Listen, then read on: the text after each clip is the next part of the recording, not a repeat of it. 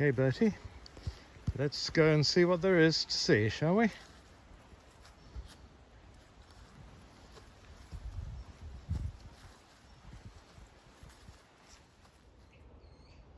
I do love this cascading flowers of this shrub, which has a common name, ocean spray, which I think is actually quite an appropriate name for it. It comes from the Pacific Northwest of America, where it's quite common in California and so on. It's, I think it's a splendid shrub. Hollow discus discolor is what it's called.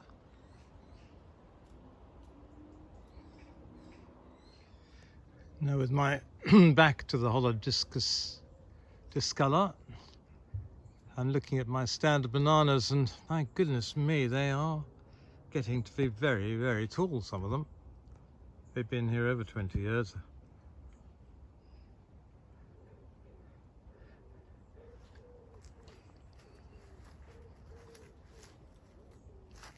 And to add to the exoticism, I've added the Californian poppy, Romneya coulteri,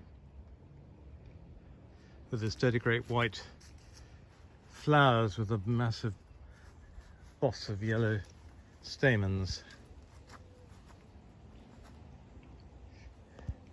Very exotic, mingling with the bananas. Now, behind, I have spotted a banana in flower, and as a result it's producing its little bunches of bananas. We'll take a closer look. Taking a closer look at the flower development, you can see that the little bunches of bananas are forming at the top, and as these flowers pollinated, they form a little bunch of bananas, and the flower just continues to elongate, producing bunches as it goes. I always find that a fascinating procedure. Of course, unfortunately, these are totally inedible, but still, they're rather sweet, and definitely bananas. A very slight word of warning about this Romneya. It can be very difficult to establish, and then when it is established, it can be very difficult to control. It tends to spread far and wide, and that's why I've got it in the middle of a grass circle surrounding it, so that it gets mown regularly around it.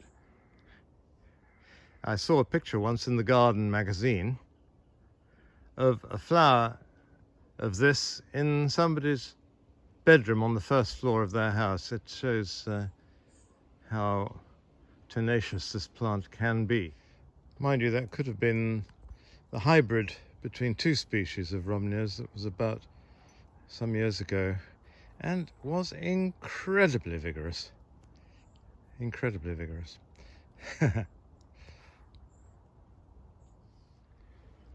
Now, what do I see here? With its pink pea-like flowers, this small tree, I often think is actually dead and is so late out into leaf, and then it flowers all at once. So it sort of does everything in a hurry.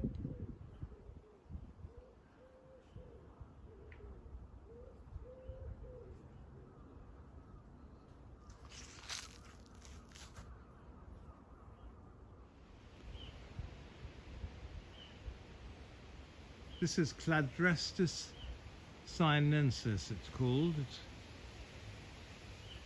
funnily enough, next to it is a massive tree of of its American cousin, Cladrastis kentuckya. And really you wouldn't think they were the same species, but they are. Same genus, should I say. But this one has never flowered. It's 40 years old, and unfortunately it has never flowered. It's supposed to have white, slightly scented flowers, but nothing's happened. It's really missing the very, very hot summer and very cold winters that it gets in its native land, and unfortunately we can't reproduce that here. Whereas the Chinese version, with its much more refined leaves and its pink flowers, does seem to put up with our climate much more readily.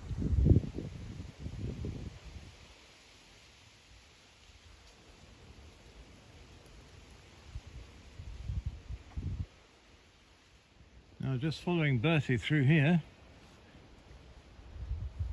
there's a wonderful, wonderful smell. And I look up and it's emanating from this tree. This is a lime from Japan, and my goodness, it is reputed to have one of the strongest smelling flowers, and I can well believe it. This is Tilia japonica, and it's got a name called Ernest Wilson.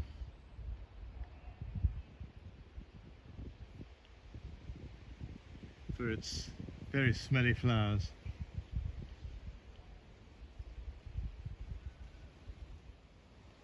Now, with this, talking of limes,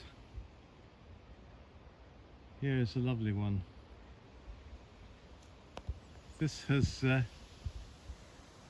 replaced one that was blown over in a gale, but I do love it so much that I had to have another one. And look at all the new growth, it's so red.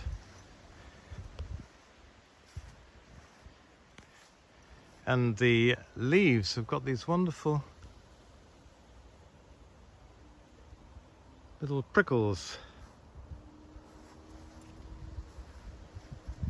which is very characteristic of this particular lime. And you can see the flowers are about to open. This is Tilia henryana, and a lovely tree it will become with its new growth throughout the year. All the new leaves come out red, and of course in the spring it's a picture.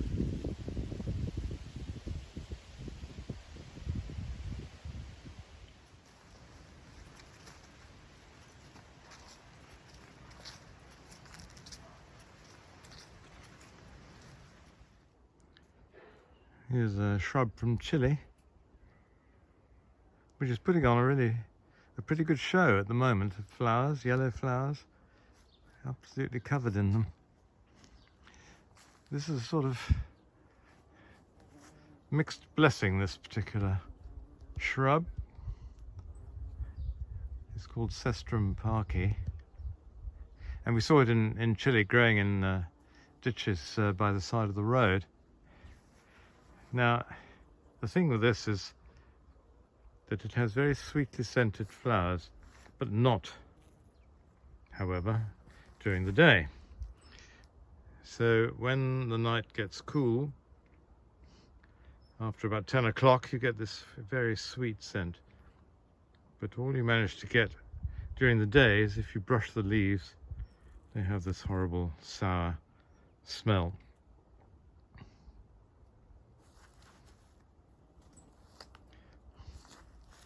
But it does seem to be putting on a good show at the moment.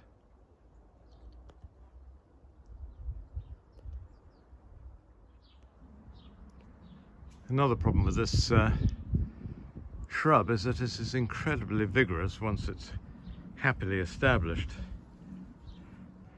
So I do have to employ a kind of a slash and burn mentality when dealing with this, because it suckers away and you suddenly realize that, for example, over here, quite a way away from the bush, are some suckers coming up which will need to be dealt with. Otherwise it elbows everything else out of the way.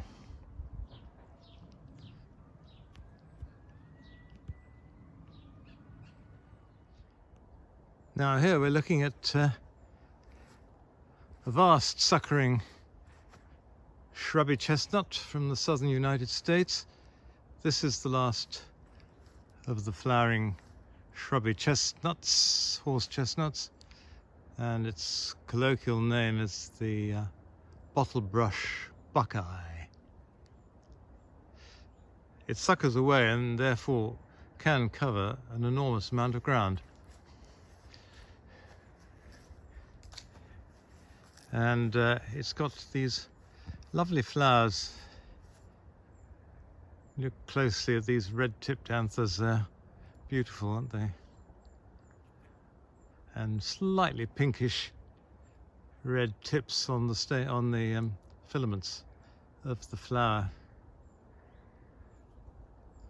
Most attractive, but has to be kept under control, as it is extremely vigorous, but really puts on a tremendous show. Aesculus parviflora.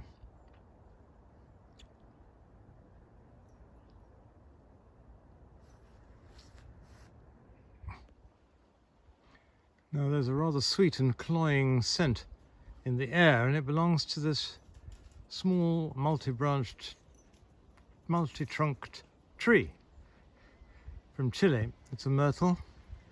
The Chilean name is Temu, but it's got a Latin name, of course, tongue twister, Blepharocalyx cruikshankii. Well, there we have it. Anyway, the thing is, it's evergreen, leathery leaves, which are quite attractive, and it's got a very nice cinnamon coloured bark, especially if the sun's shining on it. And the flowers are rather feathery and extremely strongly scented. So they tend to waft about the garden far and wide. Eventually it'll have edible berries like most myrtles.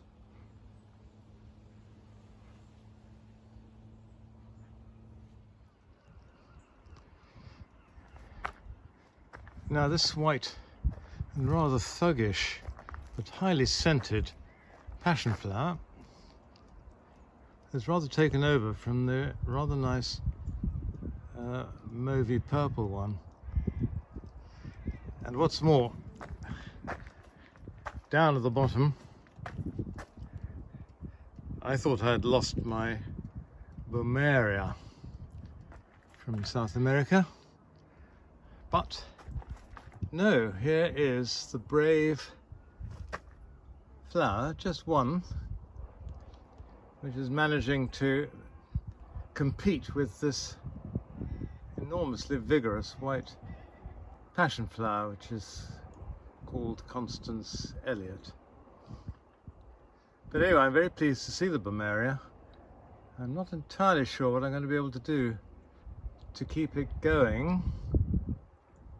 It has been here for several years, but the white passion flower does seem to be taking over.